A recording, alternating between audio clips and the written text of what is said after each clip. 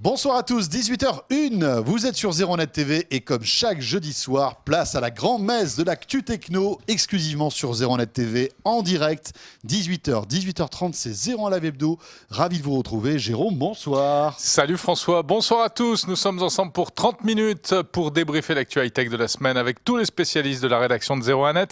Et comme d'habitude, avec vos questions, vos réactions en direct sur Twitter, hashtag 01live. Au menu, on va parler de l'E3, de l'E-Cube, de l'E3, de... Comment on dit vous déjà dites ça comme vous voulez. Enfin bref, c'est le plus grand rendez-vous du jeu vidéo de l'année. Ça se passe à Los Angeles. Pierre Fontaine y était. Émeric Siméon n'a pas dormi depuis quelques jours pour suivre toutes les annonces en temps réel, sans jet lag. C'est pas complètement faux. Et voilà. Et on va suivre quelques-unes des grandes annonces de cette E3, E-Cube. Comment on dit ? Moi, je dirais bien l'E3. Voilà, l'E3. Voilà, faisons simple, à la française. Faisons simple. L'E3, ça sera dans un instant sur Zéro Net TV. Ouais, voilà, on va essayer de comprendre, de voir ce qu'il en ressort, quelles sont les grandes tendances, et puis on s'interrogera notamment sur l'aspect hardware, sur les masques. Les masques de réalité virtuelle sont-ils l'avenir du jeu vidéo ? Eh bien justement, vous êtes fan de jeux vidéo, vous êtes accro à toute cette actu. Qu'en pensez-vous de toutes ces nouveautés ? Dès maintenant, vous pouvez réagir avec le hashtag 01live sur Twitter. Vous rajoutez hashtag 01live, vous posez votre question. Elle arrive en temps réel sur nos téléscripteurs, les amis. Donc n'hésitez pas.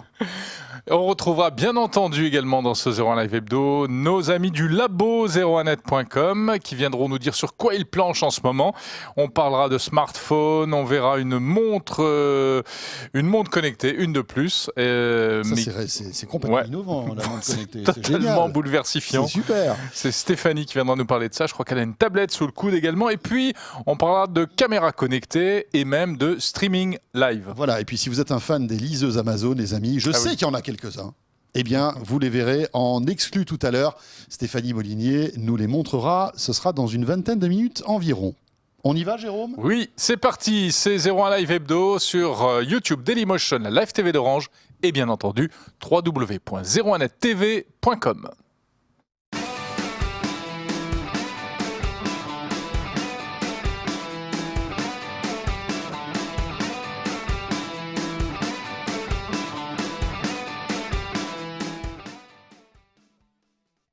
Et on va commencer bien sûr par notre question 01net Orange comme chaque jeudi soir. Vous votez, on vous demande votre avis sur www.01nettv.com.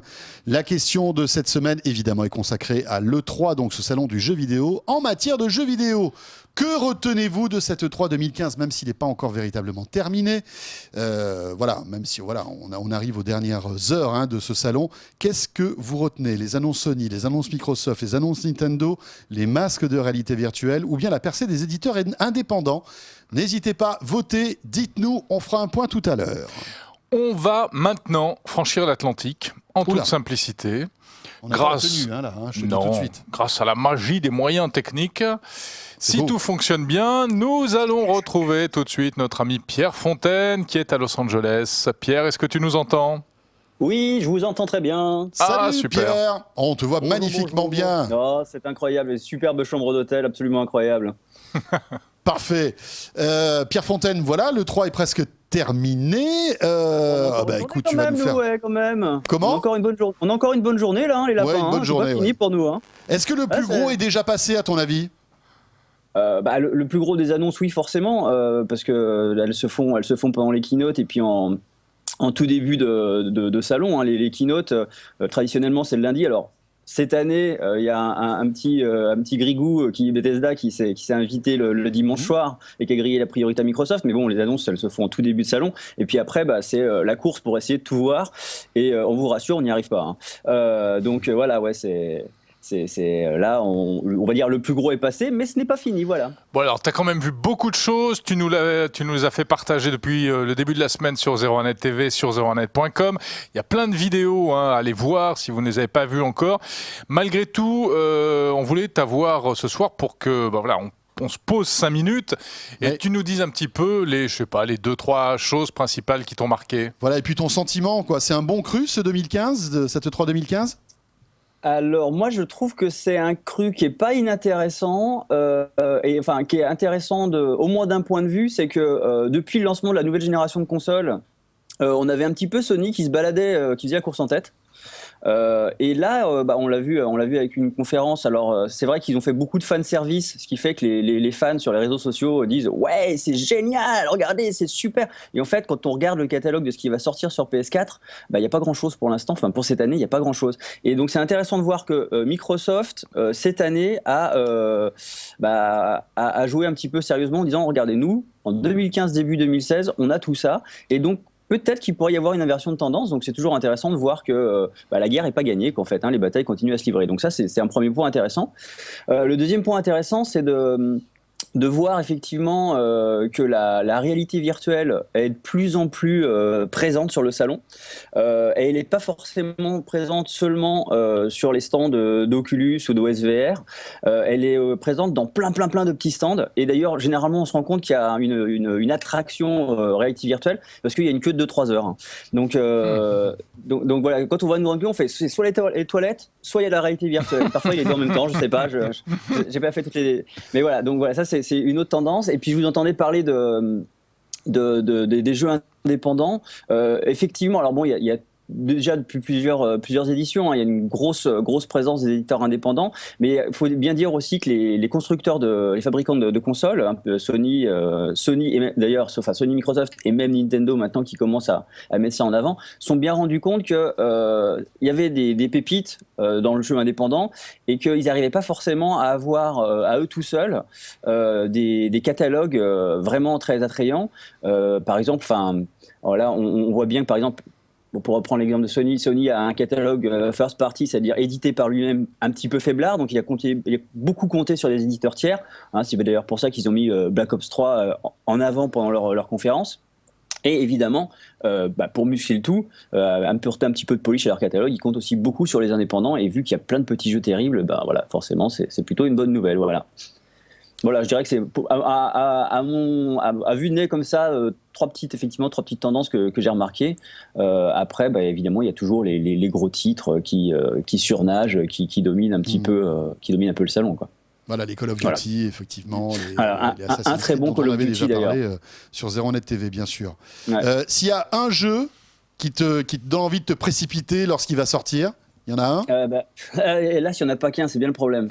Un seul, je m'étais dit... Ouais, mais c'est très difficile. Alors si je devais en citer qu'un qui serait vraiment une sorte de coup de cœur pour des raisons très personnelles, ça serait Unravel. C'est un jeu qui est édité par Electronic Arts. D'ailleurs, je crois on a fait une vidéo dessus.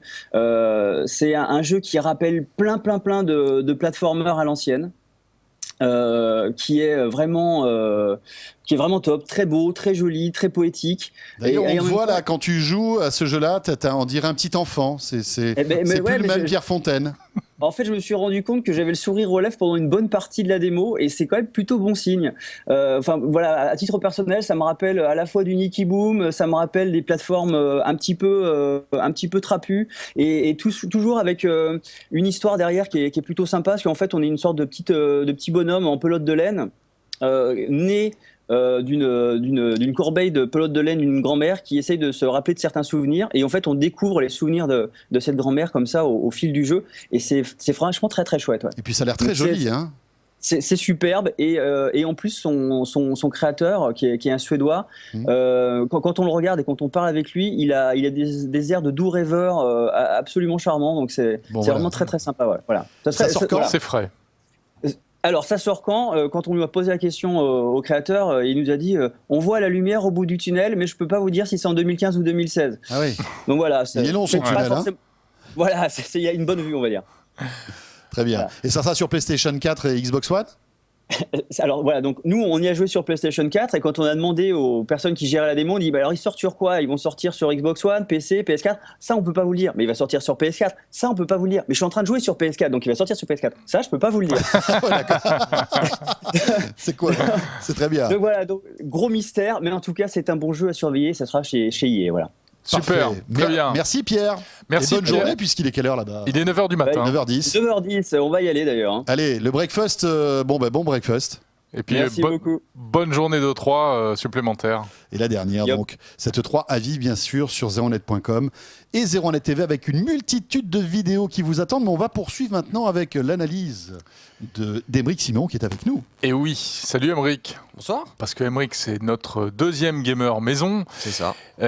Qui évidemment a suivi, même si c'était de Paris, de très près cette 3 et donc avec un peu plus de recul encore que Pierre.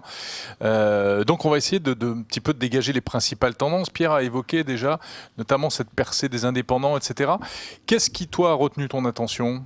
Alors, moi, je suis. J'ai regardé en fait toutes les confs, hein, vraiment, voilà, toutes les conférences. Oui, parce pour qu'elles voir étaient toutes diffusées. Voilà, c'est ça. Alors, la nuit ou en replay, etc. Ouais. Mais à culpa, il y a un moment où j'ai voulu dormir quand même un peu. Donc, j'ai regardé les conférences pour voir un petit peu tout ce qu'il y avait au menu, en fait, hein, de ce cru 2015 avec des perspectives à 2016, voire au-delà, hein, parce qu'il y a même des jeux dont on ne sait absolument pas quand est-ce qu'ils vont sortir.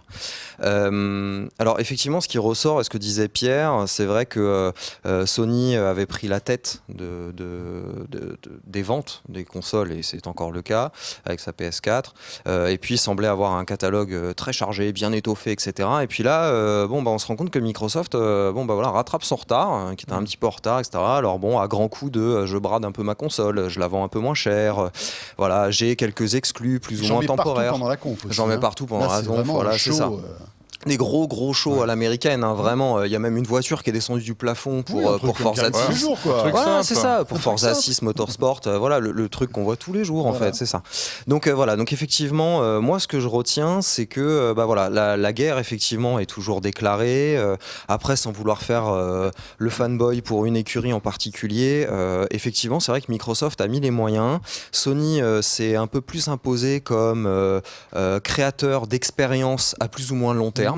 Avec effectivement des jeux comme The Last Guardians qu'on a vu réapparaître un peu de ses cendres, un fabuleux reboot de FF7, donc de Final Fantasy VII.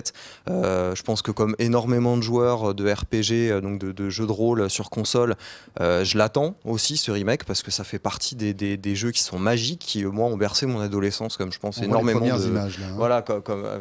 Voilà, typiquement c'est vrai, il y a les images qui sont très 2015, très 2016 pour le coup, hein. On est très très loin de l'ambiance cubique qu'il y avait sur PlayStation 1, puisqu'il faut quand même rappeler que le premier FF7 est sorti sur PlayStation 1. Les progrès technologiques. Voilà, donc les progrès technologiques aidant. C'était quoi, 15 ans non Ouais, enfin pas loin. C'est ça, oui, à peu près. Donc c'est assez magique. Voilà, chez Sony, donc j'ai retenu ça. J'ai retenu un indépendant qui s'appelle No Man's Sky, qui a l'air aussi complètement dingue. On peut explorer des galaxies, à plus que savoir en faire. Voilà, et puis chez Sony toujours. Alors effectivement, Pierre l'a abordé. Il y a Call of. Alors Call of sera Call of Duty Black Ops 3 va sortir sur toutes les plateformes, mais c'est vrai que Sony l'a vampirisé cette année, alors que l'année dernière pour Advanced Warfare c'était Xbox qui avait mis la main dessus. Donc voilà, il y aura du contenu exclusif sur Call of et aussi sur Assassin's Creed chez Sony. Voilà, il y a des exclus qui n'en sont pas tellement, etc. Et c'est aussi ça la guerre des consoles. Elle se mène pas tellement sur les chiffres de vente ou sur le nombre de fans. Ça se mène sur le catalogue. Et aujourd'hui le catalogue s'étoffe pas mal des deux côtés et on en parlait un peu avant l'émission. Aujourd'hui, on est derrière la croisée des chemins all-gen, next-gen.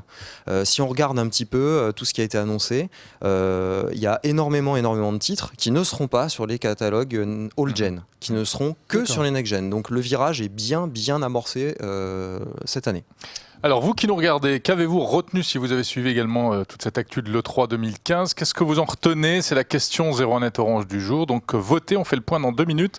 Vous allez sur www.01nettv.com pour nous donner votre avis. Voilà, et sur le hashtag 01live sur Twitter pour poser vos questions. Jean-Pierre qui nous demande si la Xbox est la grande gagnante de cette E3. Je ne prendrai pas parti. J'ai décidé de ne pas prendre parti. Je ne prêcherai pas pour une quelconque chapelle. Je ne sais pas si c'est la grande gagnante. En tout cas, Microsoft a montré plusieurs jeux qui vont sortir à plus ou moins court terme. Et ce que n'a peut-être pas fait Sony, ou peut-être ce qu'aurait peut-être dû faire beaucoup plus Sony. En même temps, voilà, chez Sony, il y a aussi énormément de choses. Un mot sur Nintendo. Ouais, voilà, Nintendo. Qui, en revanche, a eu une conférence plus en demi-teinte. Voilà, c'est ça. Alors Big N, comme les fans l'appellent, etc. Big N s'est livré à son exercice favori, c'est-à-dire la conférence en ligne, uniquement en ligne, et puis après les grosses têtes de Nintendo étaient accessibles sur le 3, mais ne faisaient pas de conférences en grand show, en grande lumière, comme ont pu le faire Microsoft et Sony.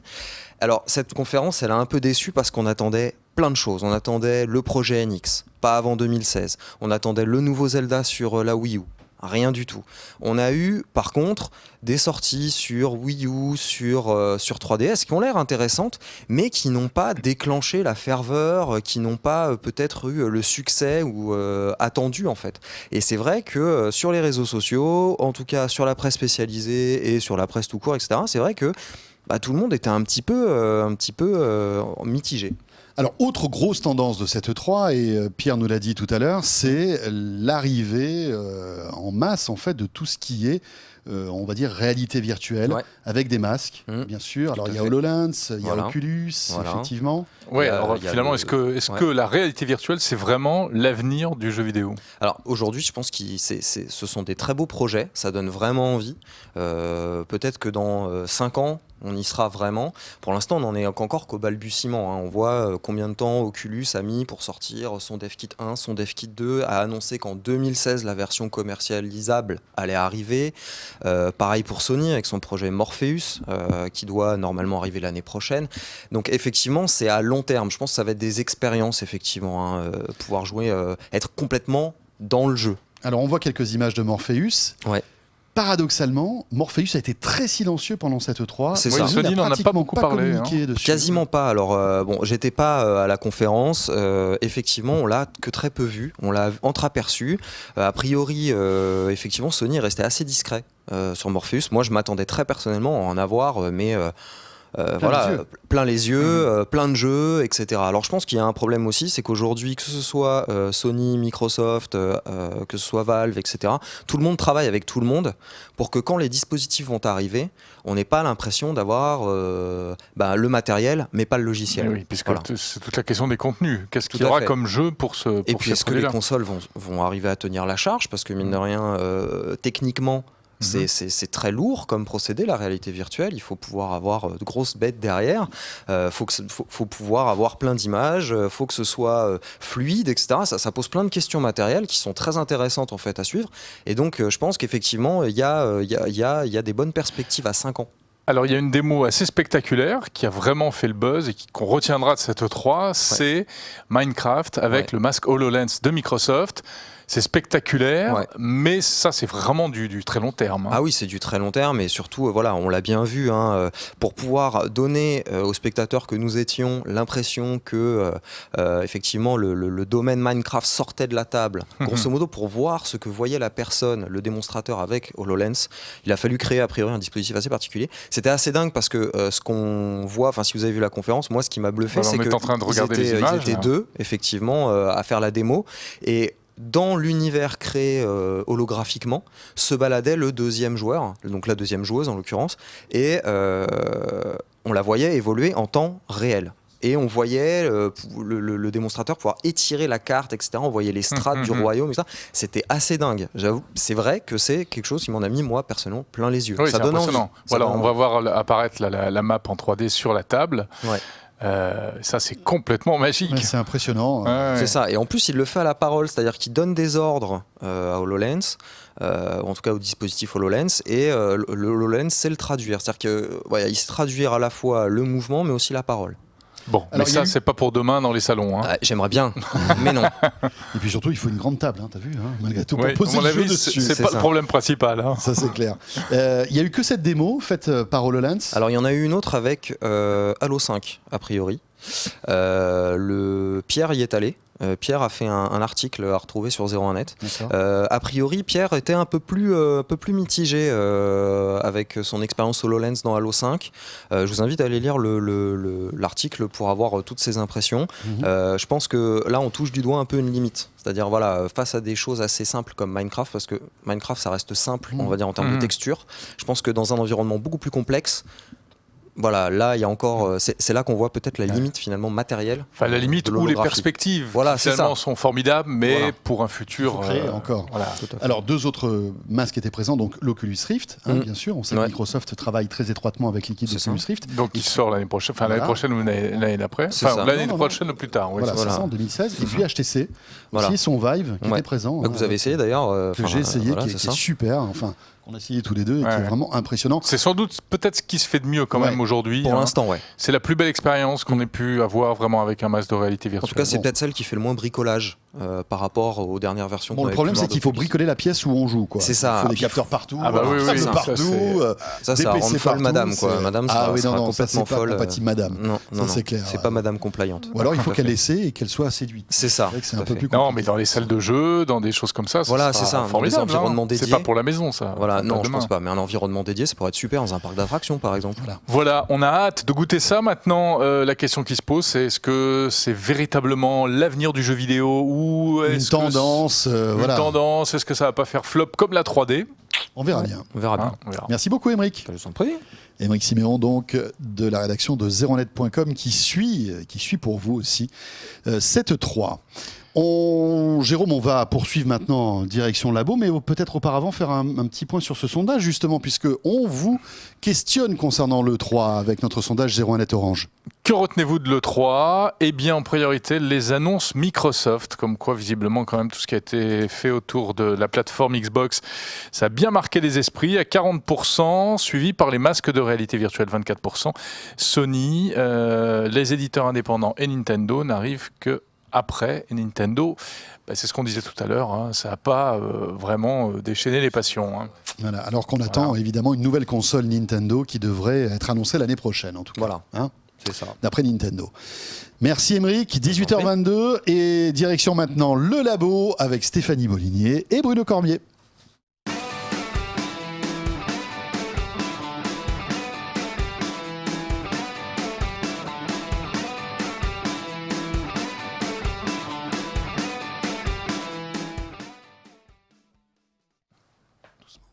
Et voilà, 18h22, toujours le hashtag 01 live, puisque nous sommes en direct, vous pouvez poser toutes vos questions. Ça vous êtes tous impressionnés par la démo Minecraft en temps réel avec HoloLens. C'est vrai que ça fait quand même rêver tout ça. Bruno qui a testé aussi le HTC Vive. Vive, c'est magique. C'est vraiment impressionnant comme système. Bonsoir Bruno Cormier. Bonsoir. Et bonsoir à Stéphanie Molinier. Bonsoir. Alors Stéphanie, il faut se rapprocher du micro, bien sûr, pour qu'on vous entende bien. C'est le micro de campagne qu'on t'a mis là, et il faut parler très près. On est très vintage en ce moment, et on avait envie d'avoir le micro années 80 sur 01net TV. On va commencer par toi Stéphanie, tu es venue avec ta moisson de produits high-tech de cette fin de semaine. Oui, exactement. Alors on commence peut-être par un produit un smartphone qui avait été présenté au Mobile World Congress par Kazam.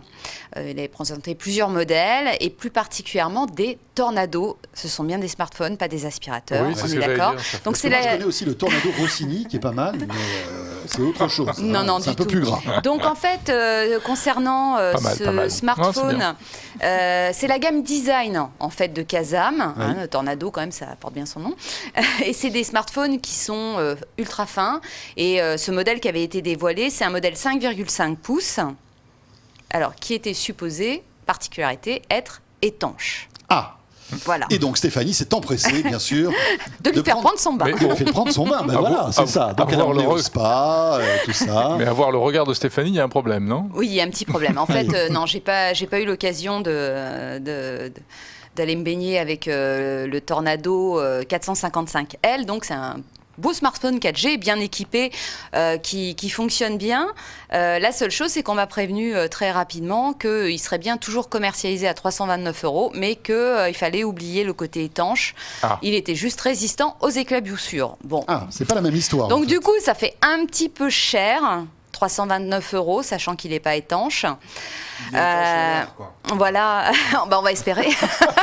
Donc il est étanche, en fait, il est moqueur. Résistant aux éclaboussures. Donc ça veut dire que si par exemple on prend des gouttes d'eau, Ton téléphone avec, il pleut, ça va, il n'y a pas de souci. Pas de souci. Mais on ne fera pas comme un Sony Xperia Z3 ou un M4. On peut pas faire de belles images sous l'eau avec. Voilà, exactement. Il vaudra mieux éviter. D'accord.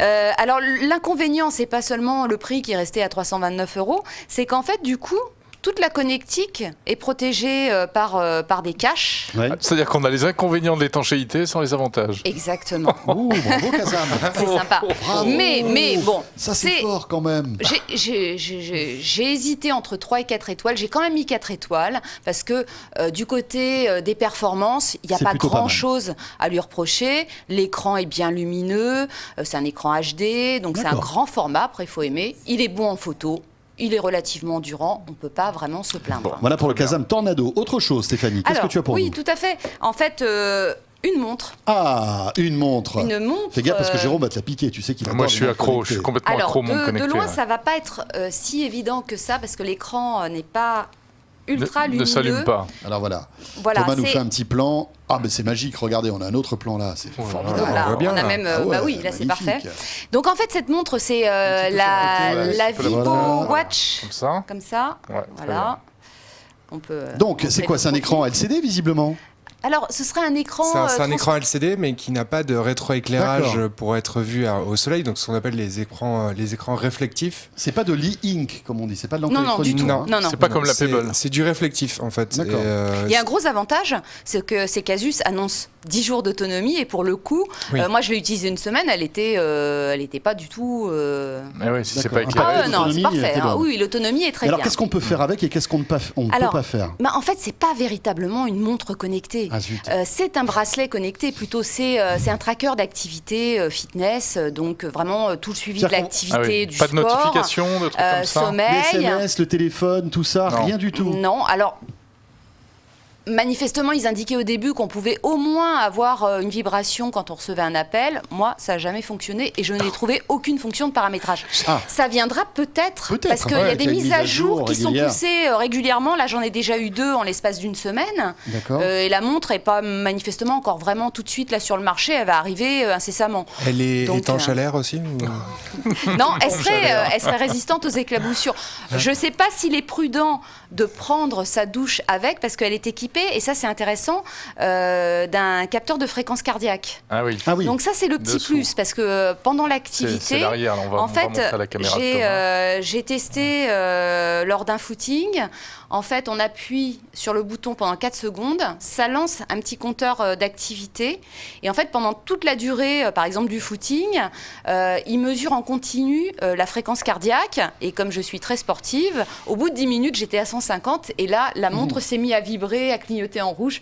Ça va pas du tout. Il faut ralentir. Voilà. Donc c'est quand même pratique pour le sport et ça coûte 149 €. 149 €. C'est déjà compatible. Dispo. Alors, c'est en train d'arriver, je pense. D'accord. Et c'est iOS Android? iOS Android, puisque c'est un système Asus. Donc ça marche pas avec l'iPhone? On nous demande si ça marche avec l'iPhone. iOS Android. Android. À partir de l'iPhone 5. Ah oui, non, là, iOS Android, d'accord, tout à fait. Voilà. C'est bien. iOS, tu sais, c'est le truc qu'il y a dans l'iPhone. Vous n'avez pas entendu cette question. Donc voilà, 149 €, on est un peu dans l'ordre de l'Alcatel Watch qu'on avait vu à 129. Sauf qu'elle est plus complète. Elle fait plus de choses. Celle-là, avec le capteur en continu, c'est plutôt sympa. Mais l'Alcatel avait pour elle les notifications. Et voilà, c'est ça, je trouve que l'Alcatel est plus complète. Enfin, elle fait plus de choses. On enchaîne avec autre chose, Stéphanie? Oui, alors je ne vais pas vous en parler. Il te reste 40 secondes. Ultra longuement, mais on a reçu à la rédaction à l'instant le nouveau smartphone haut de gamme de Sony, le Z3 Plus. Ou le Z3 Plus qui devait s'appeler au départ le Z4, rappelons-le. Oui. Et puis, on s'est rendu compte qu'il était pareil, et puis donc ils se sont dit, on va l'appeler Z3 Plus. Parce qu'autrement, on va nous taper dessus et tout ça. Donc, c'est la différence avec le Z3. Il n'y a pas grand-chose finalement de différent. Il y a le processeur. Alors, le boîtier est totalement identique, avec exactement les mêmes matériaux. La seule différence, c'est que la finition du métal autour du boîtier, du pourtour en métal, là, et cette fois, elle est glossy, elle est brillante, elle est lisse, alors que celle du Z3 précédent était plus métal brossé, exactement. On dirait que c'est toi qui as fait le design du Z3, c'est incroyable. Et donc, il est un petit peu plus fin. Ils annoncent 6,9 mm et un tout petit peu léger, mais franchement, ça se joue à pas grand-chose. Non, la grosse différence, c'est que ce nouveau smartphone fonctionne avec le processeur Qualcomm Snapdragon 810 qui a rencontré... Oh là là. Alerte chauffage. Il fait chaud. Notre Et ami le donc, radiateur. Voilà, Et Sony... là, déjà- évidemment, tu l'as même pas encore essayé. Ah non, on vient de le il recevoir. sort de la hein. boîte. Et Il sort de la déjà boîte. au Japon, il commence à surchauffer. Les premiers clients se plaignent. Le NTT Docomo, l'opérateur japonais, a reconnu que l'appareil surchauffait. Enfin bon, c'est un peu un micmac là pour l'instant. Alors Sony Bon, assure vous allez nous là, tirer la ça au livraison clair du pour Z3 pour les jours Plus, prochains. qui non travaille, que Qualcomm en effet n'a pas lancé un nouveau processeur 810, mais qui travaille à une amélioration du 810 en permanence et qu'il n'y aura pas de Mais problème. Qualcomm assure de son côté que le 810 fonctionne absolument sans aucun problème Voilà. et qu'il ne surchauffe pas. Oui, je ne vois pas de quoi Voilà. vous parlez. Voilà, Et dernière chose pour les grands lecteurs, on vient juste de recevoir également à l'instant les nouvelles liseuses Amazon, les Ah ouais. Kindle. Ah, ça risque Donc, d'être le surtout, best-seller de l'été, Voilà, ça. Hein on a surtout la Kindle Voyage qui au début n'était commercialisée qu'aux États-Unis. Elle est disponible donc depuis aujourd'hui chez Amazon en France. Et ses particularités, c'est l'écran très haute définition, donc 300 points par pouce. C'était 213 auparavant.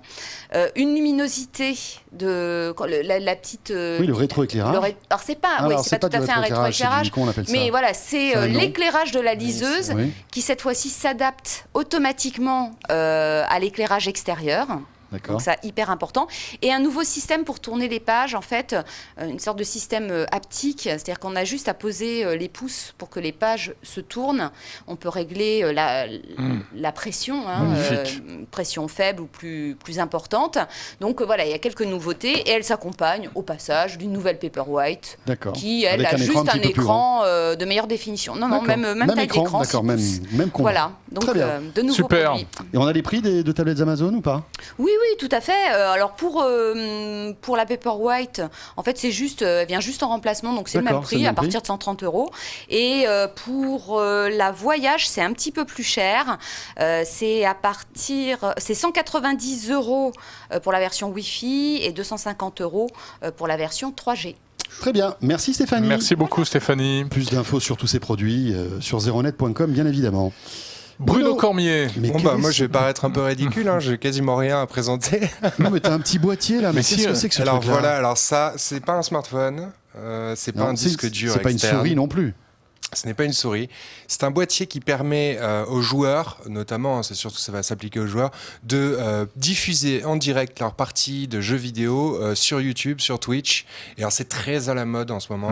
Et on a bien sûr appris récemment Que YouTube était allait passé- lancer également. Voilà, lancer plateforme. toute une plateforme de streaming, ce qu'on appelle diffusion de jeux vidéo en direct, et passer surtout au Full HD à 60 images secondes, parce que vous savez Wow. qu'en fait les films sont à 25 images secondes, mais les jeux vidéo ils sont à 60 images Oui, pour qu'il y ait secondes plus dans de l'idéal, fluidité, hein, bien voilà, sûr. voire 120, voire 144 maintenant, et pour que c'est plus fluide, c'est plus agréable à regarder, et donc c'est beaucoup mieux, même en streaming, quand on voit la vidéo du jeu, c'est beaucoup mieux de regarder un jeu super fluide Et plutôt donc, qu'à ouais. 30 Et images YouTube secondes. passe à 60 images YouTube par passe à seconde. 60 images secondes.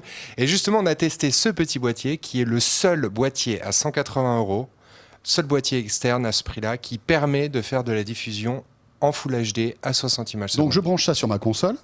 Sur tout type de console, ça fonctionne avec toutes les consoles HDMI, ça fonctionne aussi avec les PC, ça fonctionnera pas avec les systèmes HDMI, les signaux HDMI protégés, donc Oui. pas de platine DVD, Ou le pas de platine DHCP, Blu-ray, enfin, tous ces trucs-là. Voilà, Dès que c'est le protégé, en fait, ça marche plus. Voilà. Ok. Et donc après, ça va encoder tout seul, ça envoie tout ça sur YouTube automatiquement. Alors justement, c'est là que ça se complique. C'est que certes, c'est pas cher du tout, 180 €. Pour vous donner un point de comparaison, une carte d'acquisition qui fait du Full HD à 60 images secondes, ça coûte 500 €. Quoi. Waouh. Voilà, minimum. D'accord. Mais alors où est le loup? Entre 3 et 500 €. Le loup, c'est qu'en fait, il n'y a pas d'encodage matériel ici. Donc en fait, tout va se faire par retour en USB vers un PC qui va devoir encoder la vidéo pour la diffuser sur YouTube. Et le truc, c'est que le logiciel est très bien fait. Le logiciel est très bien fait, il est très facile à utiliser, l'interface est assez sympa, mais c'est trop buggé, la qualité de l'encodage de la vidéo est pas assez bonne, même à haut débit. On peut régler que le haut débit, on aurait préféré régler plus de paramétrage pour améliorer la qualité de l'encodage vraiment réel de la vidéo. Et donc voilà, ensuite si vous voulez diffuser de la vidéo en Full HD 60 images secondes, c'est 7 mégabits en upload minimum, mégabits par seconde, donc il faut avoir la fibre en fait. Oui, c'est ça. Ouais, 7 mégas avec la DSL, c'est même pas la peine. Donc, mitigé. C'est moyen. Mm. On attend vraiment une grosse mise à jour de leur logiciel qui pourrait arranger beaucoup de choses. Merci beaucoup, Bruno Cormier. Merci, Bruno. Elgato. Elgato Elgato. HD 60. Voilà. C'est Ils amusant font comme des nom. produits très rigolos, Elgato, des trucs. Oui, de ils ont des streaming, bonnes de idées. télé, TNT, sur Ils font des iPad, gâteaux, etc. ils font pas de gâteaux. Merci, Jérôme. Celle-là, je me suis dit, je vais pas Voilà. le faire. Et puis, C'est gratuit, c'est Paf, cadeau, chien. c'est pour moi. Elle est C'est pour sortie. moi. On est en retard, mais allez, on prend encore 30 secondes. C'est bien. On prend encore 30 secondes pour parler d'un nouveau produit qui vient d'arriver également, qu'on verra peut-être en test prochainement sur 01net.com et TV. C'est la caméra Nest. Vous savez, Nest, l'américain qui avait lancé le tout premier thermostat connecté qu'on pouvait piloter avec son iPhone, puis un détecteur de fumée. Bien voici qu'il se lance dans la vidéo domestique. C'est très à la mode, hein. Suite au rachat d'une société qui marchait très bien aux États-Unis, qui était Dropcam. C'est une caméra best-seller et ils ont adapté la caméra Dropcam pour proposer leur petite caméra Nest connectée qui a comme particularité de filmer en Full HD, d'avoir une bonne visibilité en mode de nuit également et de pouvoir diffuser en direct sur YouTube. Voilà, et elle coûtera environ 200 €, je crois. 200 €. Et puis après, vous avez tout un système d'abonnement aussi pour conserver toutes vos vidéos dans le cloud. Hein, Voilà, elle sort début juillet. Et ça peut vous rajouter un abonnement d'entre 10 et 30 € suivant la capacité de stockage dans le cloud que vous choisissez. Voilà pour cette Nest Cam qui sort là ces jours-ci. Hein. Début juillet, ouais. Voilà, ce 01 Live Hebdo est terminé avec un peu de retard. Mais bon, écoutez, c'est tellement un plaisir de vous retrouver chaque jeudi soir qu'on n'arrive pas à être à l'heure. On déborde. Ben voilà, c'est comme ça. Et oui, un dernier petit tour du côté de la notre question question orange, 01net hein. Orange. Voilà. Eh bien, écoute, c'est assez amusant parce que tu te souviens qu'il y a 2 minutes. Il y avait Microsoft qui avait pris un petit peu d'avance oui, en fait. Voilà. Eh bien, maintenant, attention, tenez-vous bien. Attention les amis. Attention, non, c'est pas ça. C'est pas ça. J'ai déjà trouvé. Hein, La dernière n'est-ce fois pas qu'on a vu le sondage avec Jérôme, on était à égalité entre la Microsoft et Sony. Visiblement, les Sony fanboys se sont mobilisés pour voter. Et donc, regardez ça, Sony et Microsoft exactement à égalité, 31,94%. Voilà, joli score aussi pour la réalité virtuelle. Ouais, voilà. Merci d'avoir été avec nous, comme chaque jeudi soir pour ce 01 Live Hebdo, en replay bien sûr, sur 01nettv.com, sur Dailymotion et sur YouTube. Passez une très bonne soirée et on sera là bien sûr demain. Salut à tous, à bientôt.